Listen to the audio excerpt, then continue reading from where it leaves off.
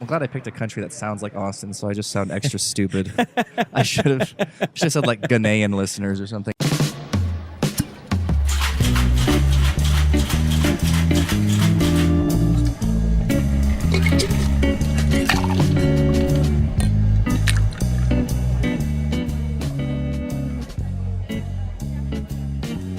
Welcome, everyone, and thank you for joining us at Comedy Happy Hour. Hello. Episode 4, I guess now. With Travis and Dylan. This podcast likes to put a focus on comedians at one of our favorite bars because we know that comedians also like to drink. We like to talk to them about what they do, what makes them comedians. Well, actually, no, we're not broaching that. Why they do comedy and where they came from. This week, one of our favorites coming back to this show. Well, that's not right. One of our favorites is Nathan Ehrmann. Yes. He's been on Drunkcast so many times that I forget Right. that I'm supposed to not know who he is. I'm coming back to the same physical location that I've recorded Yes. 2 other shows. Yes. Yeah. But I'm not coming back to this show because the show has not existed for that long. It's difficult. So, It's difficult using meat space and internet space. really is. I mean, I'm coming back to your ears because if you're a listener of this, then you're probably also a listener of the Drunkcast. Probably, hopefully. There's a lot of overlap in that listenership. So I like to call it a sister podcast because we're separating the let's talk about you and what you do and what's important with the hey, let's take shots and have a good time and talk about Spider-Man and how great it is and spill our drinks. You know, not like I got close. No one I does got that. close. So what we'd like to start off with is the first question is asked by the person who was on last. I'm not going to tell you who that was, but they also don't know who they're asking. Right. So this question is, do you consider yourself to be abnormal? And if so, have you ever wished to be normal?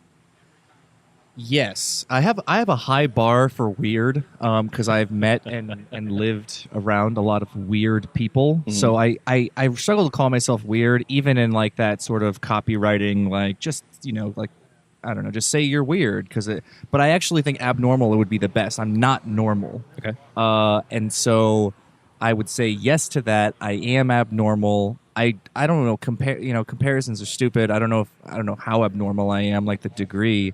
But do I wish I were normal sometimes? Absolutely. Okay.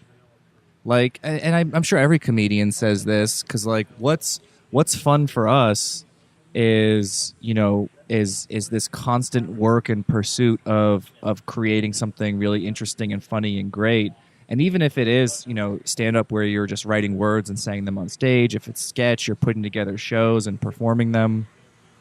I mean, the people who consume your art are normal people, and yeah, I wish I were one of them. Like every day, I wish I were happy with that. I'm not. And I remember like when I was going to my first comedy shows here in Austin, and I was like, something doesn't feel right about this. And even now, like when I go to a comedy show, I'm sitting there like as sort of like an auditor. Oh, really? Not in a judgmental way, but more just like arbiter, I want to learn something from somebody. I want to like see what they're doing, and I want to just like also just be present and be consuming art so that I can create art. Yeah, Speaking of art, sorry that our decorations are smacking you in the face. that is okay. They're Ninja Turtle decorations, so they can do no wrong. That's just Raph being a hothead, Mm-hmm. Yeah, he can never cool Oh it. no, it's all 4 of them. Okay, Well, but he's the one who's smacking you, really. right, He's he the one, is. right, Yeah. But yeah, I wish I were a normal person a lot. It's but then I also know that if I were like if I were to ever wake up and just go, all right, you're normal now, Nathan, like, and just sort of like a fake it till I make it type way. Yeah. I don't know if I could do it, man. Like, I feel that way. I don't know. Like, if I'm trying to think. It's there's like a Drake lyric that's like, all my friends are partying while I'm the one making the music that they party to. That is not the exact lyric. Don't call in Sure. about that. Sure. But that's like the someone will. idea. is like that's I have no problem like orchestrating other people's good time. And yeah, I'm sure I'll have to pay that debt at some point, like not taking care of myself in that way. Mm. But for now, can't do it. That's why all my relationships fail. If any Drunkcast listeners are thinking about dating me at a later time, then just know it's not going to go well. Oh, we unpacked a lot there. It was fun. Do you think you'd be able to do stand-up at all if you were completely normal? Do you think you'd still try? Like, let's say like tomorrow just was flipped, and you're like, would you just keep trying it just to see what would happen? I think normal people don't like. There's a level of like personality driven discipline that I don't think normal people have, and I'm not trying to say that normal people are not disciplined, because I know plenty of. It's just more like there are certain things that are like normal. Just means that different things are important to you. When I talk Right. to normal people, Right. the things that are important to them are like being in relationships and doing good at work Yeah. and like having a hobby of some sort. And usually it's just about like friendships and their relationships and their family. And maybe a little bit like their community, although that's like dead in the 21st century. There's But still some churches left. sure, yeah. Mormons. But yeah, like I don't know that because when it comes down to it, because like I actually have made this observation more so about improv than about stand up. Although I've seen it, I've seen it now in stand up too. Because I've definitely when you go do the mic at Cap, especially, you see a lot of first timers. Because they look up open mic and they're like, oh, I guess I'm going to go to a comedy club. I'm not going to go to Cherrywood, you know? Right. So they go to a comedy club, and Cap lets everyone come and do time eventually if you keep emailing. And you'll see people come up and do their first ever comedy open mic at a comedy club, and they'll do okay, right? And yeah, this is probably a normal person. And then they're like, man, I guess I better do this. But if you really do have like normal in you, then it just doesn't make sense in your mind to be going out and doing comedy 6 or 7 nights a week. Yeah, or put in the effort, right? Yeah. And I don't think it's necessarily a discipline. Like it's just like it doesn't make sense to you, and you're not willing to destroy your life for it, you know? And then you see these people again. Like there's one person I'm thinking of in particular. I'm not going to name names. I'm sorry, Pat Dean. But not because this is about him, but just he's always the one saying name names. I didn't have my thunder sound effect ready. For that giant diss track I'm laying on Pat Dean right now. But I know there was someone who went up at Cap, and this was like more than a year ago, and I saw this person, and they did well, and they did what I would consider like normal people style humor, which was totally okay. Like they had presence, they had timing, they were doing things that people liked, and they got laughs. And then yeah, like a year and a half later this year, I saw that same person come and do the contest. I've never seen them go do anything else. Wow, really? Right? And, you know, that's okay. Like, hey, the contest is what it is. Funniest person in Austin contest for the Austrian listeners. But yeah, I'm glad I picked a country that sounds like Austin, so I just sound extra stupid. I should have said like Ghanaian listeners or something.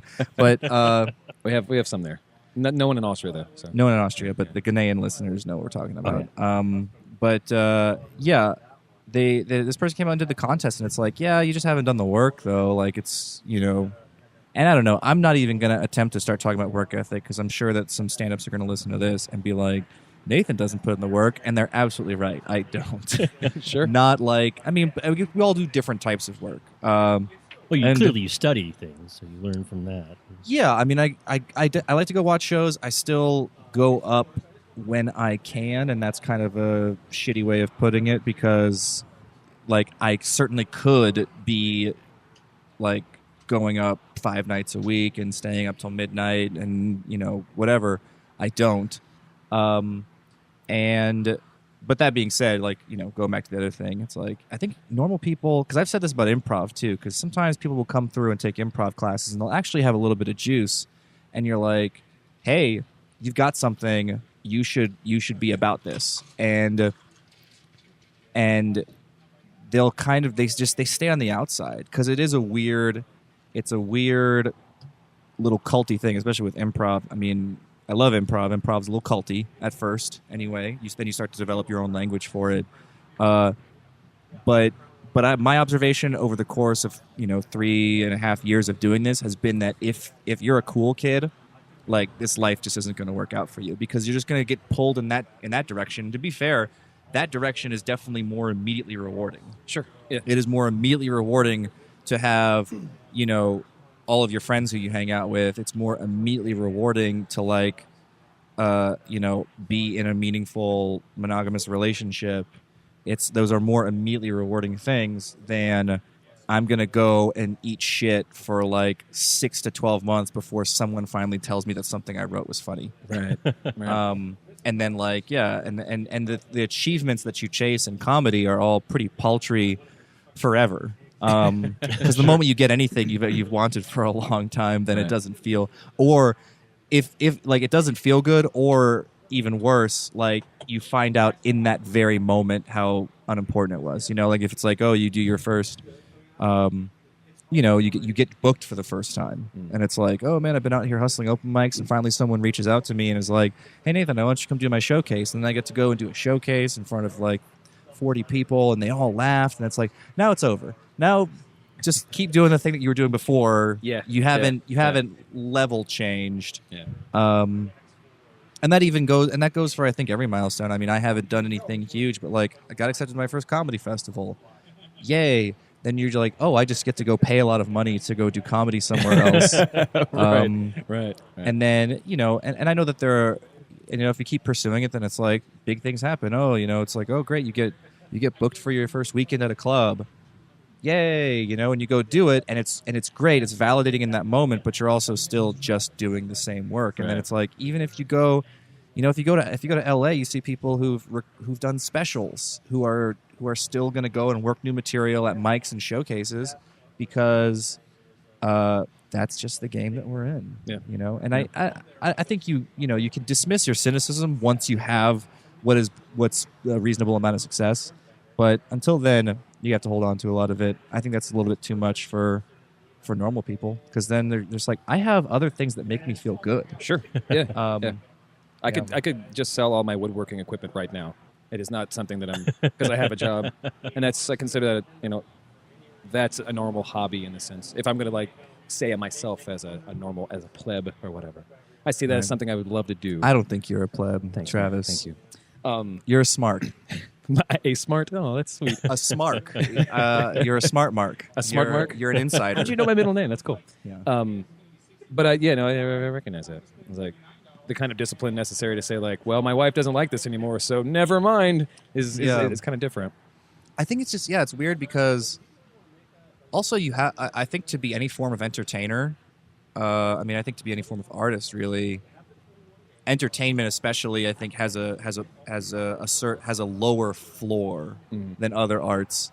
But like, if you're going to be an entertainer, if you're going to be a comedian, then whatever sense of dignity you have, you got to throw that out the window. Sure. And again, if you have outlets for immediate gratification that don't involve submission and the loss of your dignity, why would you even bother? Because like, being a comedian, like being a stand-up comedian, when you write your first 4 minutes and it's fun and it's funny, sharp, whatever, like that's all well and good, and you probably like, you need to have your first like, not even rock bottom moment, because like, I wouldn't say that doing a shitty mic is rock bottom, and I wouldn't say doing any amount of comedy is rock bottom, to be fair. But for our people in recovery out there, but Pat Dean, yeah. This is all about Pat Dean. But it's more just like you have to have those moments where you just fucking take a shot to the gut. Like, I would say, I haven't had what I think are bad moments like this, but like, people ask me what my worst show was, and it was going up between bands during South by, and literally, like, people are mad at you. Yeah. Even though the alternative would be nothing, they're still mad at you because you're the thing that, in their minds, is between you and music, is between them and music. Right. The good times. Yeah. And then, you also are just being subjected to, like, drunk people. And the thing is, if you can protect yourself a little bit, but at the same time, in my mind, I was thinking, I have to entertain these people. Yeah. I have to be their birthday clown. And you go for it in that way. And I just think that if you have other positive outlets that give you any amount of joy or validation, then there's just no reason that you would put up with the beatings that you have to take in entertainment. That was a very long answer. My follow-up now is, you seemed like a very introspective person. You seem like you've really thought this out. Is this something that you've been thinking since you started doing comedy? Was it something that you wanted to get into comedy for?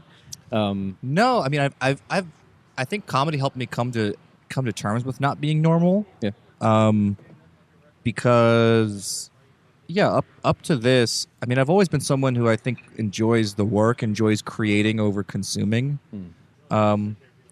Which, neither one is inherently good or bad. And I think it's a defense mechanism, like, because what I want is to not like have someone look at me and go, "Why are you here?" Yeah. I want that to be obvious, so I never have to confront that question. So it's like, if I'm at a bar and I'm performing, then it's like, "Why are you here?" "Oh, well, I work here. I'm performing," as opposed to like, "Why are you here?" "Well, I'm trying to have a good time." "Well, you're not good enough. Get out of here." Sure. But I think comedy helped me come to grips with that, and also like comedy I think probably feeds in. It normalizes my workaholism. Okay. Which means that I'm just working all the time. Like even if I'm not working, even if I'm laying in bed, then it's like, I could be thinking of a joke right now. Like what's a funny thing I could talk about later. So it enables that because no other. I mean, I guess other types of work could, like I could have my laptop in bed with me, and I don't. So I guess it's probably more a meeting of passion, and yeah, I think it just a lot of things converged, and it was an aha moment for me, and that was back when I started in 2014, and I mean things have changed in my life since. Like I think of myself differently. I probably act differently, and my relationships changed around me. And yeah, there are people I still am obviously connected to, like my family and my close friends.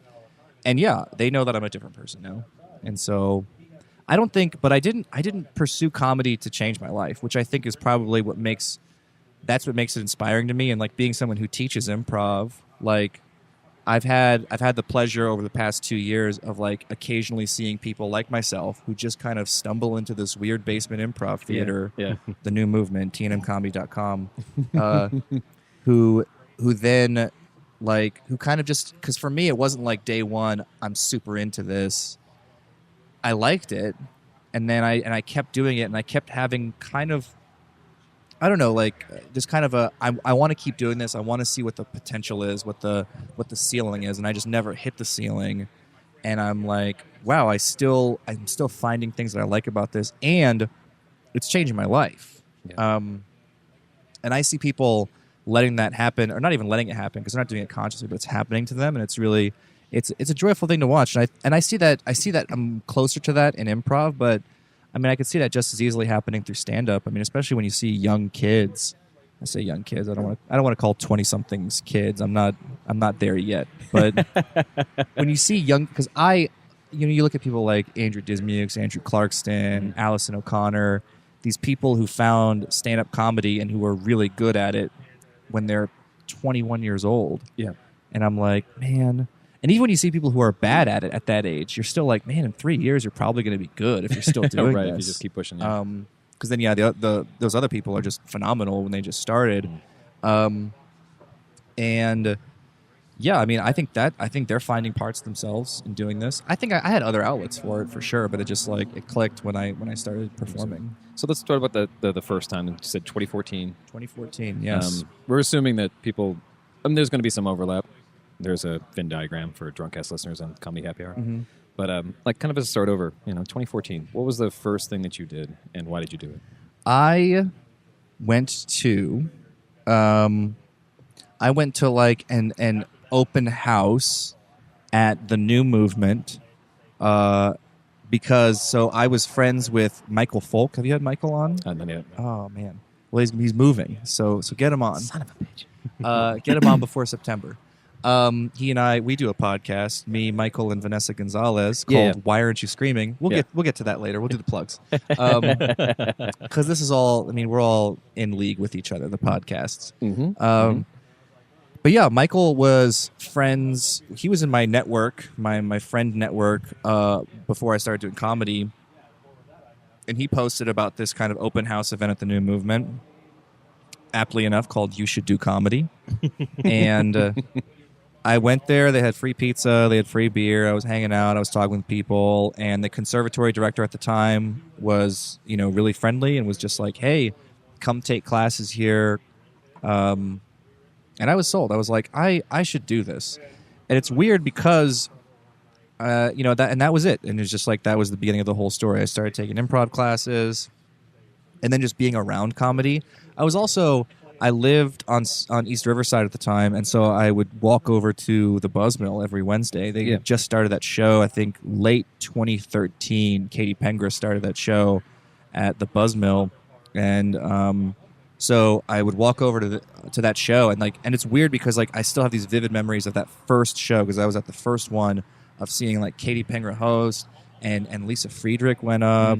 And I didn't know these people, and they were like monoliths. They were they were getting up there, they were telling jokes, and this was the first ever show, so it was not like it is now, where, packed, hot back patio energy. Yeah, it was they were working to get the last they got, and it was like, man, I guess, and even before that, I had seen Mac Blake win Funniest Person in Austin, and it was just so I had this peripheral idea of this Austin comedy community, and then starting classes at the New Movement sort of put me in a place to be around people who were talking about it. I took level 1 with Yusuf Roach, so he was doing stand up at the time. I wasn't. I didn't start until later that year, and you just got this impression of okay, it's not impossible.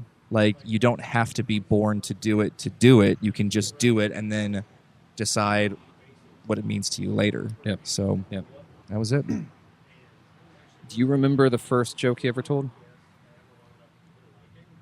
Yes. Well, I have some interesting first joke stories. I tried to do stand-up comedy at a summer camp when I was 10 years old. So that was the first time. That was technically the first time. And it's interesting. I don't know.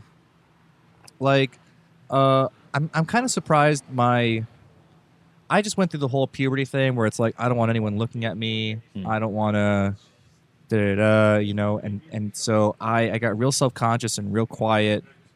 And I'm surprised that that my mom at some point just didn't just wasn't like, Nathan, fuck those people. She would never say that. I'm sorry that my mom might have to hear me say that, but that she would just be like, Nathan, just do you for the rest of your life. That's rule number 1. People are going to hate. The haters are going to hate. My mom is Taylor Swift. Yeah. Well, she's a big Ludacris fan, so. She is, yeah. But yeah, I don't know, just kind of, to say just move beyond all that and be who you are. Because I think I've always had this in me, at least to want to be seen. I'm not going to say I'm not talented in any way, but I did stand-up comedy, and it was mostly rip-offs. I did a lot of, I did some "you might be a redneck" jokes. Okay. Okay. I mean, I'd written them myself, but I material, used but that structure. Of course, yeah. And the people laughed, and I had them written on index cards, and it was, and it was on a stage in a cafeteria in Goose Creek, South Carolina, and all I could think about was I'd never heard my voice in a microphone before, and so that messed me up a little bit because I was I just couldn't stop talking about it. I was like, I sound weird, don't I, guys? And they're like, no, this is how we've always heard you. Right. You're just louder now. The second first joke story. So I was not like a big man on campus in high school by a long shot, but I was involved, and people knew who I was. I was in our school broadcast program, so people would see me on TV once a week, and so people knew who I was, and I was involved in student government and stuff like that, and so I went to a big high school with 650 kids in my class, and so the student council wanted to put on this Battle of the Bands type event, but they needed a host. They needed someone to go up there and intro the show and talk while the bands were breaking down, setting up, which would later become my nightmare during South by. But at the time, I was not the type of person that you would think would be asked that. But they were like, no, we see you on TV, you're funny, and I was like, yes, this is my opportunity to show everyone what they've been missing for 4 years. This is my senior year. And I was like, you have yourself a host. And I immediately went to work like writing material, and I was thinking about like what I was going to do. I was like, okay, in between like bands 2 and 3, I'm going to do a thing where I play the instruments and it'll be funny. I was like doing like Conan style stuff where I just wanted to be like this charming host character. And my intro bit was I'm going to do it as close as I can to how I conceived it when I was 17 years old. But it was going to be like walking on stage, and I want you to imagine like an awkward 17-year-old kid sort of doing his best Conan walk, maybe doing a little string dance, walking out there and being like, you all love me right now. I'm ready to just accept that love. And then be like, okay, the applause comes down, the roaring applause, and I go, hey everyone, thank you so much for coming. It's good to see you. I'm your host, Nathan Ehrmann, and I just want to I'm going to be doing a little bit of comedy for you. We're going to see some bands later, and I just want to let you guys know that my comedy is accessible. I'm here to be accessible for you. Okay, some people, they want their comedy to be out there, behind locked doors, whatever. I'm here to be accessible for you. My comedy is like a swimming pool.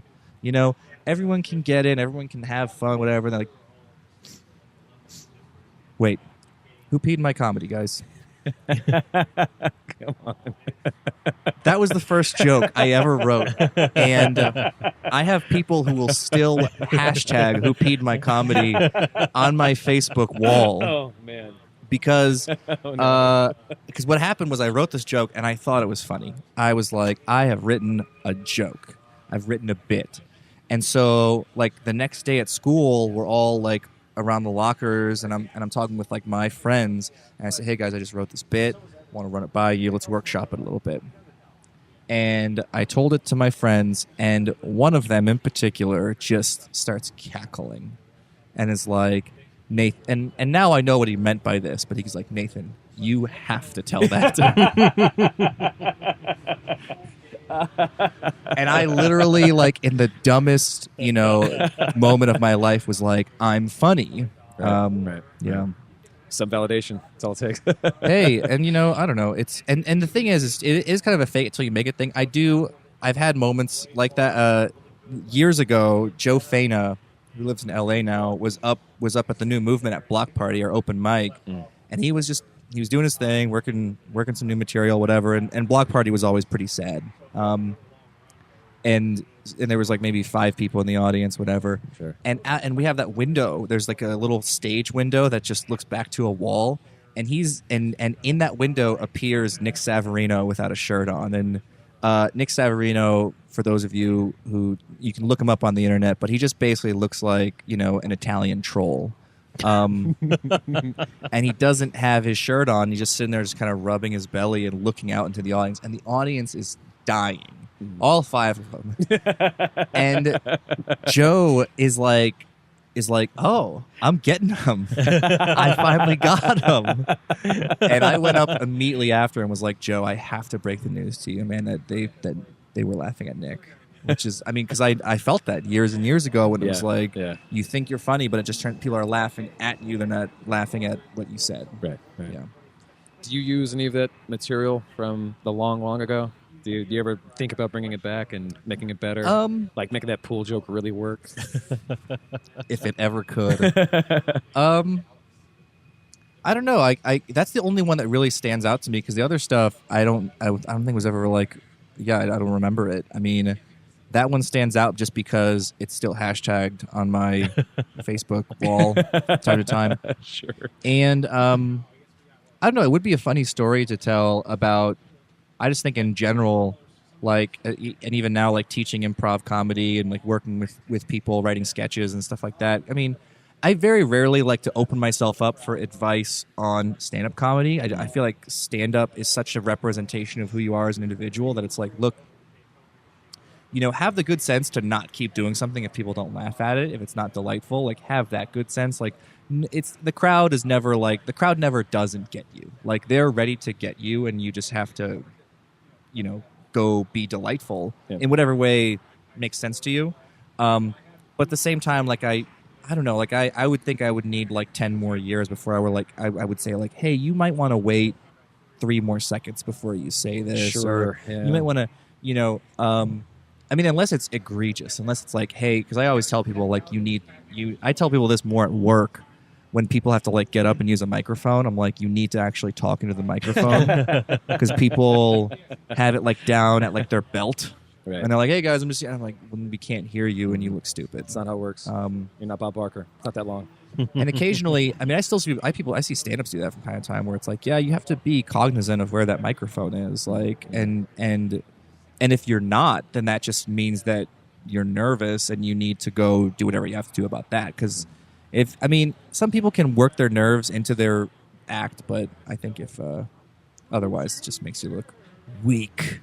And people don't like weakness. Well, I feel like your outlook, excuse me, your outlook on comedy, especially your consideration towards your own craft and how people do it, it's almost a shame that you're not giving notes. Like, I don't mean that as a shitty thing or anything. Like, honestly, it sounds like you would be a really good person to be like, this is... I mean, that scares me, to be honest, because Sure. like, what if you're a better coach than you ever were a player? You know, Well, I mean, like eventually, Steve Martin has a training show now. he or does. whatever, so- Yeah, I've seriously considered paying for that master class It's cheap. of Steve Martin playing a banjo. Yeah. Yeah. I don't know. Like, if someone asked, I would gladly watch. And I know that there are some comedians out there who kind of have little private practices where they, people will say, I want to be good at doing stand-up comedy, and some people teach classes. I just think, I think no matter what, like Michael Folk, who I mentioned earlier, when he teaches improv, has this great sort of footnote that he gives to everything, which is like, after every piece of advice he gives, he says, or you can tell me to go fuck myself. Like, Yeah. it's just, that's smart. At the end of the day, it's like, look, I never want it to seem like anything I would say. I mean, first of all, uninvited advice, you can just keep that in your pocket. Never, Of course. never pull somebody aside, no matter how green they are, and go like, hey, can I give you some notes on what you just did? Yeah. Yeah, don't go let Because it. I think even veterans, like even very long time veterans, don't give themselves that license because it is such a personal thing. That being said, if someone looked like they were struggling, then by all means, or if it's just like a little polish, like recently, Yeah. a very long time veteran kind of like, I mean, I've had people, and I never take any offense to this, but like people just be like, hey, maybe think about this, just like this one tiny little thing.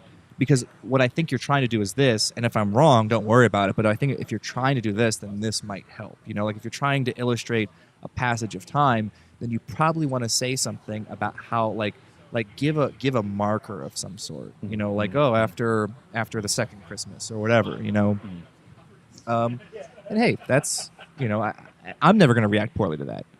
That being said, if someone is really bearing their soul up there, which some people do use stand up for therapy. Mm-hmm. And you come up and you're like, hey, so when you're talking about your dead girlfriend, Right. Tell us how beautiful she was. Right. Talk about her tits. We're going to take a quick break for refills and stuff. Here's a question I want to... two more questions, basically. 3 more questions for you. But this one I'll give you some time to think about. What's something in comedy right now that needs to die? Okay. Take a break. We'll come back. I don't even know Pat Dean that well enough to hate him.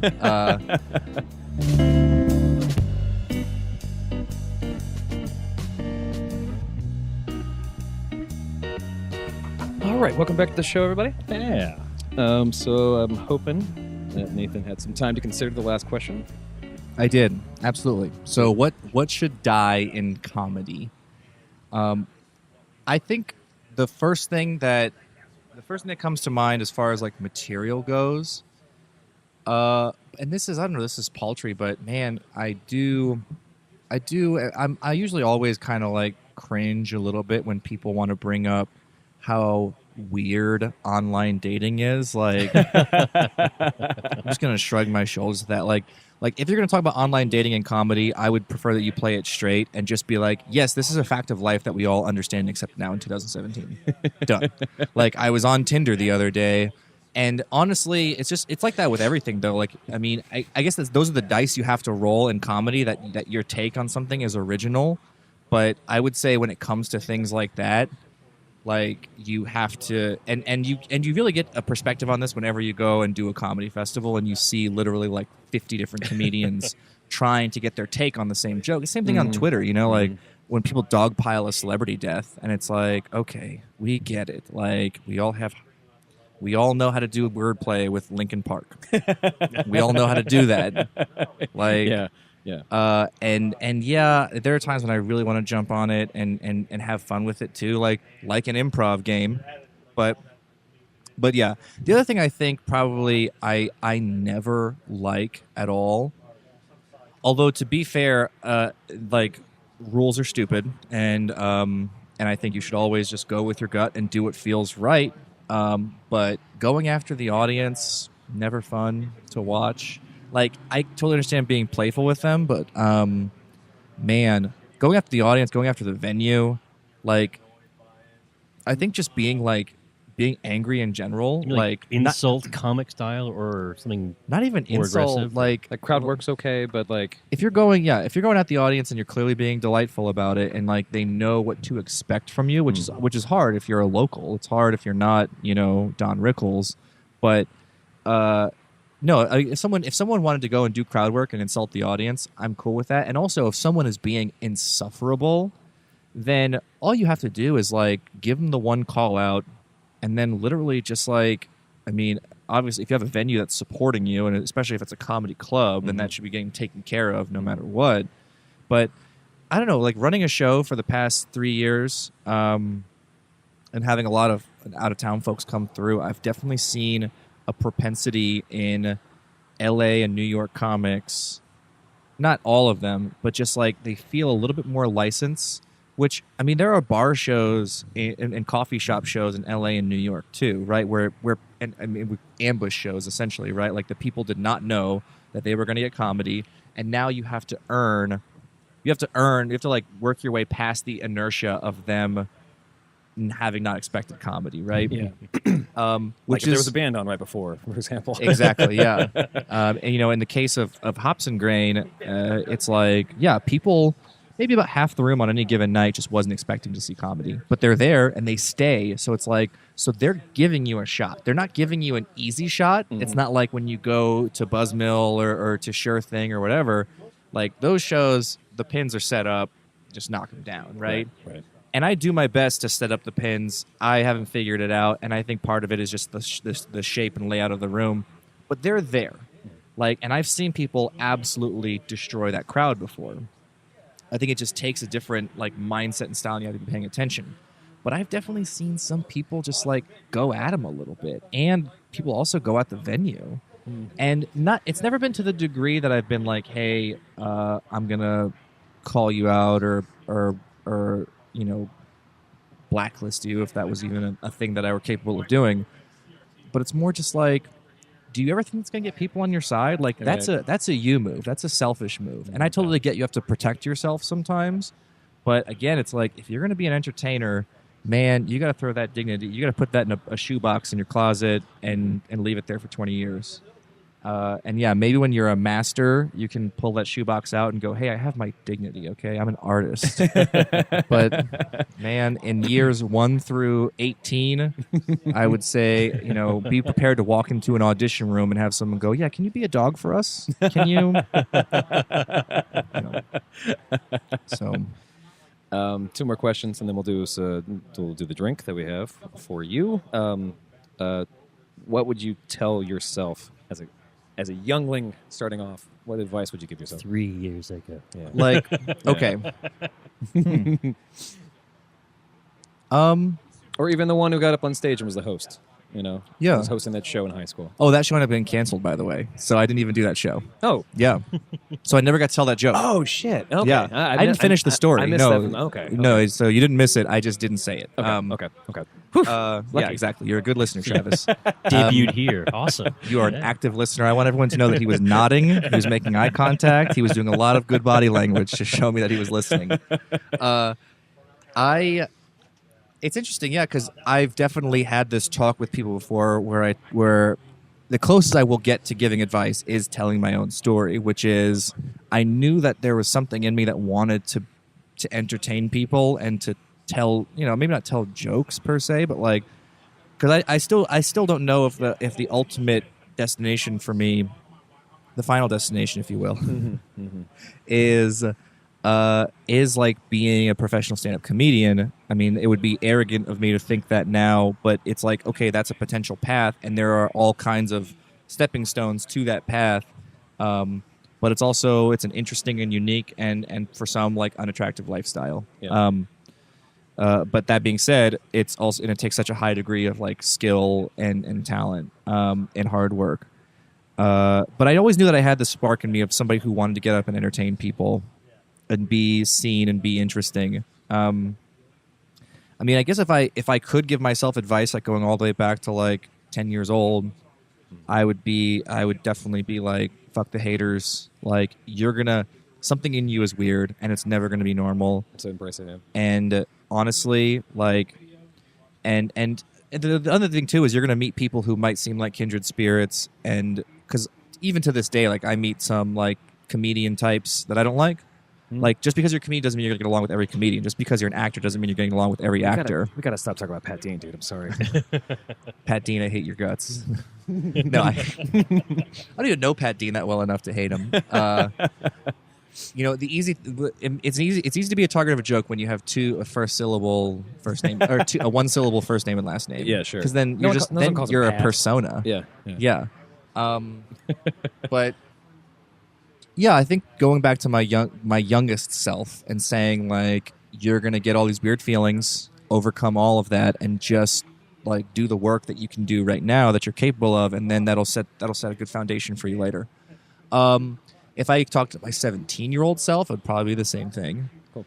Because yeah, even like my first job out of high school or no, out of college, I was a high school math teacher, and I was up in Dallas, and this is also like a real testament to the Austin comedy scene. Like, I'm so happy to be a part of this community because I think we all put in a lot of work to make it good. I think sometimes maybe we put in a little bit too much work, you know, like maybe we have a few too many showcases out there right now. You know, like I'm just like, hey guys, like let's just all focus on being good instead of everyone trying to run their own show so that they can be important, right?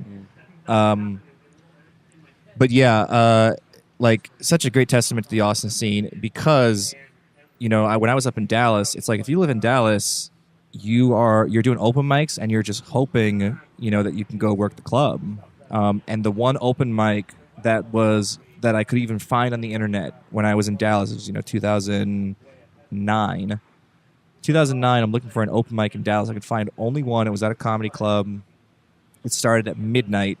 Oh, Jesus. And you had to bring 8 people to even get time. Oh, wow. And it was just like, I didn't have any friends because I was living at home with my parents. I'm a high school math teacher. All my friends at the time some of them were still in college, some of them were in other cities, and I was just like, well, that's my, you know, barrier to entry. And I mean that's bullshit because if I really wanted to do it, I would have found a way, right? Sure. But that ended up being the thing that held me back. Well, let's just say circumstantially, I just didn't do it, right? Like, I'm going to go, that ended up being the thing that held me back in my life. It's like, no, I guess if I could have put out a Craigslist ad or something, right? Like, and that would have been a much better story to have been like, I put out a Craigslist ad to get my time. I didn't do any of those things. No, I just dismissed it. And yeah, I guess the advice I would have given to myself is like, find a way. Just find a way. Yeah. Find a way, because that's what I would tell obviously, if you're in Austin, because we have Last Gas Comedy, like, if you're in Austin and you are like, I don't know where to go to do comedy, then someone's going to like slap you upside the head. Like, that's dumb.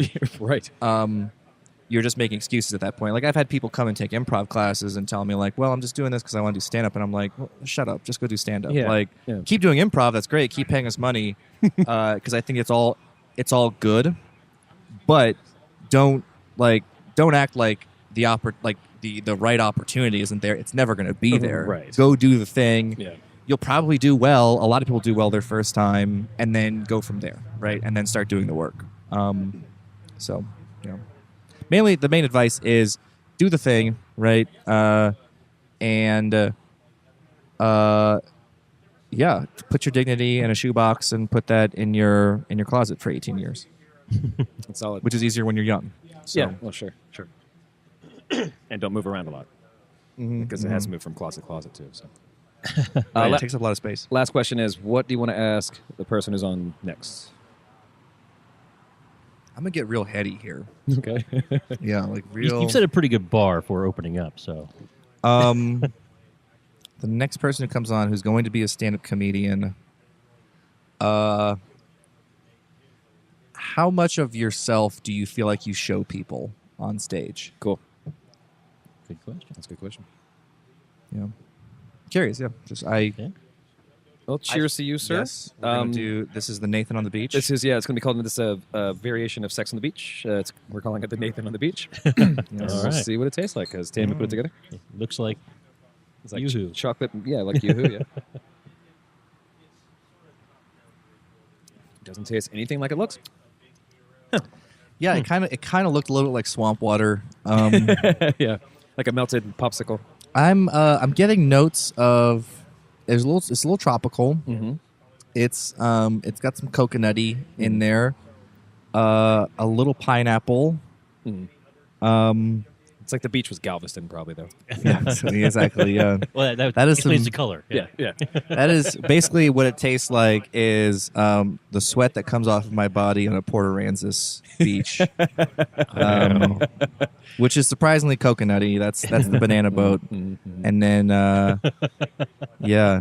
After drinking, rum punch. All I don't night. know. Yeah, I just think it's hilarious that I mean, obviously this isn't going to be a shot on the menu forever, but Nathan, just so that as a disclaimer, Nathan Ehrmann has never had sex on a beach. Nathan That's why Ehrmann. it's just you on the beach. Yeah, it's just me on. It's not sex with Nathan on a beach. No, it's just Nathan on a beach. I just want you to imagine a man sort of propped up on his elbow in a Burt Reynolds-esque fashion, just sort of looking out into the sunset. That's me. Are you holding a book? Like you just It's on the realize towel something? in front of me. Okay. And so one elbow is sort of Lying on the occupied, side, right. and the other hand has a plastic daiquiri glass because you don't want to pack glass. I mean, it's a plastic daiquiri cup, really, with a stem, but with no straw in it. So what I'm actually doing is just taking very hard gulps out of this glass, very difficult gulps. I think that's right. I think that's exactly what I tasted too. Feel like someone who teaches improv. Thank you so much for coming and hanging out with us. Where can we find you online and what's going on? Well, we didn't get a chance really to talk about the documentary. The movie the thing that just finished funding. All right, No Loss, No Gain, right? Yes, yeah, not a documentary. It's not a documentary. but, All good. Yeah. I have a couple of projects that will. So, No Loss, No Gain. We just finished funding for that. Thank you to everybody who donated. Christian Rousseau is the director of that, and it's an all local production. It's great. Cool. We've been working that for a while, and it's actually going into production in November. Great. So we're going to shoot that. That is a not comedic role. I think It doesn't look like it's interesting. Yeah, I mean that's a whole different story. But like Christian had seen me do improv and was like, I like this guy. I'm going to talk to him about this movie. And so he sent me the script. We talked about it for a little bit, and he's like, okay, you're in. And that's just a great example of like faking it till you make it. Like, because I don't know if I'm qualified to be in this picture, but I'm going to keep faking it. I mean, that's what actors do, I suppose. And yeah, just like try to get the knowledge I can and like the experience from working with a lot of really great people on that. Another picture that I just worked on, which is a comedy, so you get to laugh at this. And it's a film called Maybe Shower. That might be a working title, but I'm pretty sure we just saw final art on the poster. So it's called Maybe Shower. It's directed by Lex Libran, Greenless Studios, which is again here in Austin, Texas. It's comedy. Features some of our favorites. If you're into Megan Simon, Cool. then and she's in the film. Some other New Movement faces up here in that. Some other Austin comedy faces. That was shot here at Spider House, and it was a fun shoot, and it looks like it's going to be a fun flick. So Cool. I think people should check that out.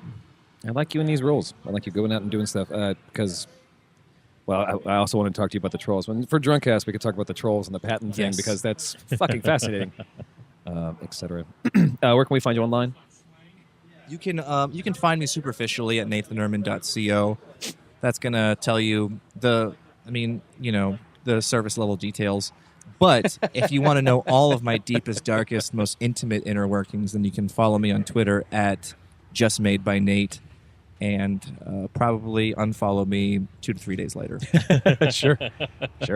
I know every time I follow someone, I'm like, I put a timer down. Yes. I have a spreadsheet, actually. If you haven't delighted me in 3 days, then you can just leave my life like everybody else. The only reason I'm on Twitter. I have 2 friends. Thank you so much for coming and hanging out with us and doing this thing with us. We will come out in a couple of weeks. And you're going to hang out for Drunkcast at least until... Yeah, we can do Drunkcast pretty quickly. Yeah, let's do Drunkcast. Cool. Hell yeah. Cool. We can talk about everything we didn't talk about and make fun of more comedians like Pat Dean. Is there really anyone else to make fun of? When is he going to be on this show? I don't know. I feel like I've been... I don't know. He intimidates me.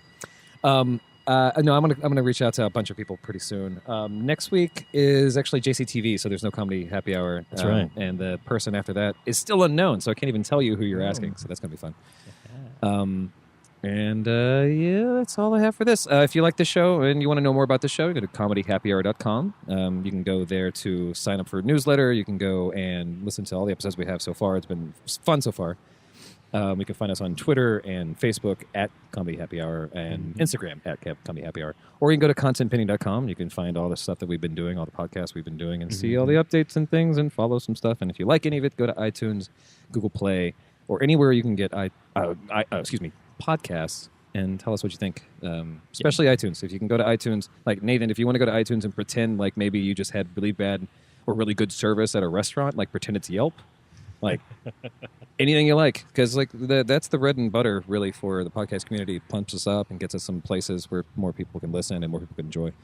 I'll review my appearance on the show. That's perfect. I'll be like, that's perfect. I'm not a listener to the podcast, but I was a guest on the podcast, and they were outstanding. So that's why you should subscribe.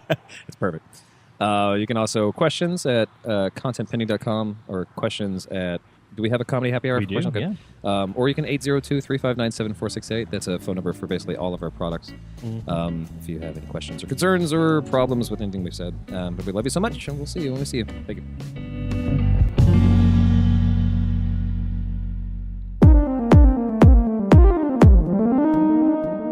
Content pending.